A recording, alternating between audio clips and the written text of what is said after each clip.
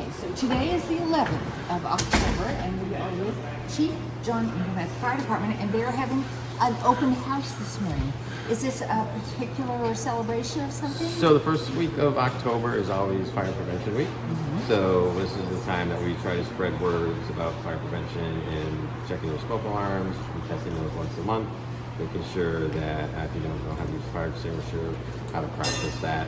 We have a prop over there that we'll be doing, demonstrating that, and be doing a auto education simulation of a crash, and we'll be using showing the public how we cut up a car. Oh, And, wow. use This that. is, you have a lot planned for 2 hours. Yeah, we're gonna try. Get We're it gonna all try, in? and then we try to have other this weekend, particularly being Columbus Day weekend.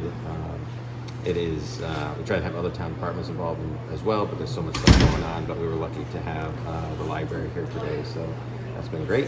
And so they're new this year, so that'll be good. And but yeah, just try to spread the word on fire safety. And have 2 ways out of your house. I've had the training. I've had training with you guys several times with how to use the hose Right. or the fire extinguisher and to go back and forth at the base of the Correct. fire. So Yep. I probably won't get trained today. But if you haven't come to a fire department open house, that's one of the opportunities you have, is to learn what to do in case of a fire in your own home. To use your fire extinguisher, how, and the differences between fire extinguishers, because we learned something about it today.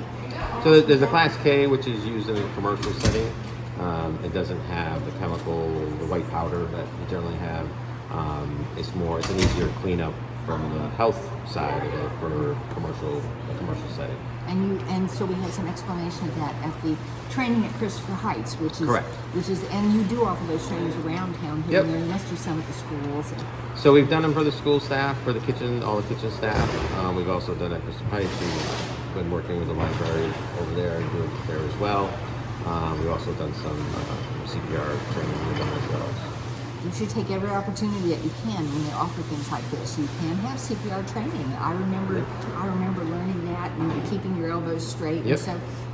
But it leaves your brain if you're suddenly in a panic. So it's good to come and revisit and retrain if you can. I hope you get a really good turnout today. Thank you. And happy National Fire Safety Week or month. It's a week. Yep.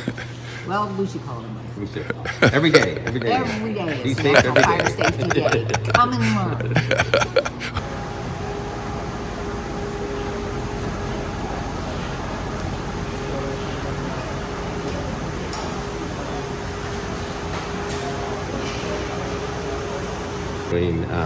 Interacting with the public and showing them a lot of the ambulance out, so people can see the ambulance and then the tanker and the ladder truck. And then we have some folks that come in off duty to help with all of our different stations that we're going to Sort be of the having. meet and greet, yeah.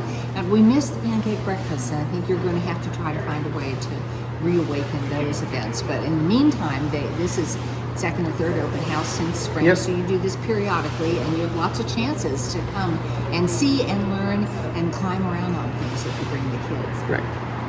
We're spending a lot of time together. Yes. We're with Cindy Harbison, who is the director of our library, and they are participating in the fire department open house. And I love the theme books. Yes. Tell about those. So we brought all the books we could find on sort of firefighting and ambulances and anything relevant to sort of show, so the kids would be able to take a look at them, maybe get something to read.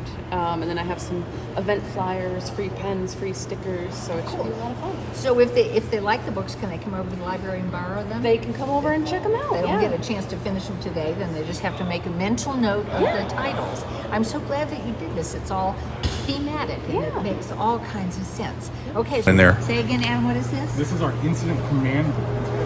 So whenever we have a larger scale incident, we can track all of our resources with these little magnets to make sure that we know where everybody's located at all times.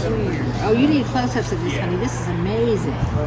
All right, so incident commander, that would be depending on where the incident is from the local department.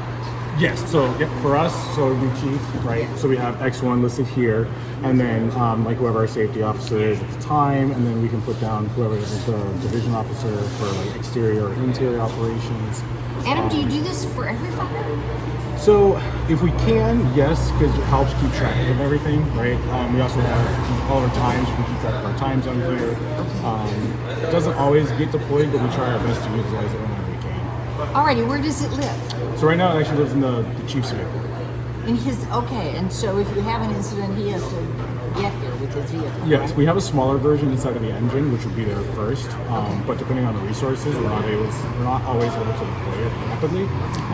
So you can start in the engine. Yes. While you wait for John to show up. up. This is really interesting. We have Granby, Pelham, Ware, Belchertown. Are these towns with which we have mutual aid agreements? Yep. Same. So different towns. We also have the state. So Department of Fire Services rehab vehicle. Mass State Police is on here. We have the helicopter. Wow. Yeah. Anybody that we work with, we try to incorporate them.